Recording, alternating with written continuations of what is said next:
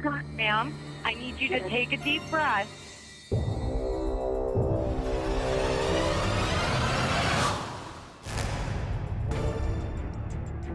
Jet-set socialite Nancy Pfister was murdered just days after returning to Aspen from a 3-month getaway to sunny Australia.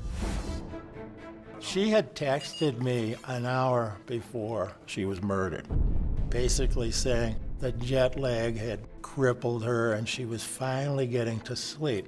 But Nancy would never wake up.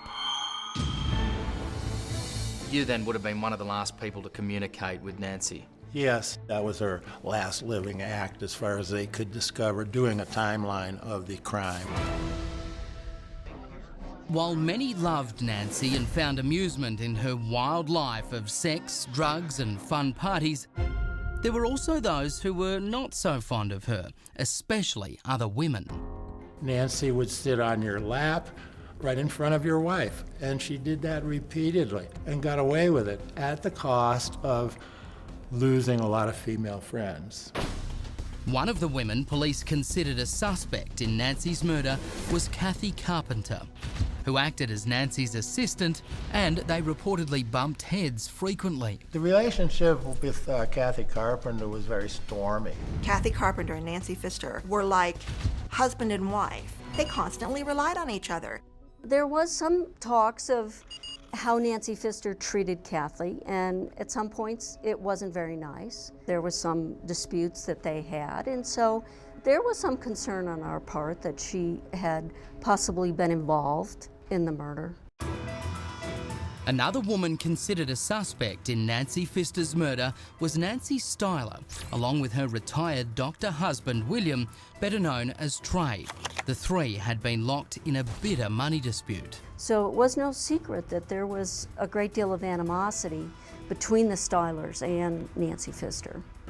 Trey and Nancy, a noted horticulturalist, had only recently arrived in Aspen from Denver, hoping to start a new life after losing just about everything they owned from bad investments. You're in this situation where life is perfect, and then all of a sudden one little thing happens. The Stylers decided to use what little cash they had left to start a Botox and laser spa in Aspen.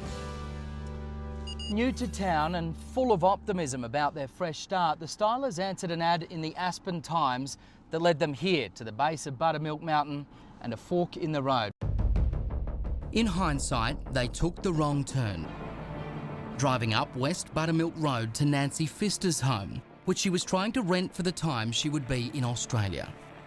Walked upstairs and we're greeted by Nancy in a white, like hotel bathrobe, strand of pearls, glass of pink champagne, and nothing else.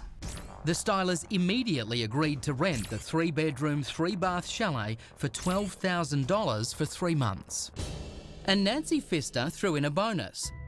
The Stylers could stay there with her for free for a month before she left for Australia, and even start up their spa there in return for helping her pack and prepare for the trip.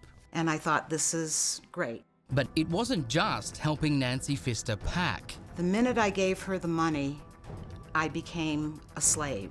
And Pfister would parade around naked in front of Trey. It would have made a lot of people jealous. Of her? Sorry. I was not jealous of her. So the Stylers breathed a big sigh of relief when Nancy Pfister finally left for Australia and they had the house to themselves. And I was thrilled when I heard she was in Australia. But their joy would be short-lived. Nancy Pfister accused them in a series of emails of damaging the property and not paying utilities, threatening to sue them for $14,000 and giving them 4 days' notice to vacate the house before she returned early from Australia. We did our best to try and get out of there. Then moved into a nearby motel. And days after Nancy Pfister returns to Aspen, she's found dead. Oh my God, my friend. I got my friend in the closet. Next, the hunt for Nancy Pfister's killer. And coming up, a chilling confession from the grave just now uncovered by Crime Watch Daily.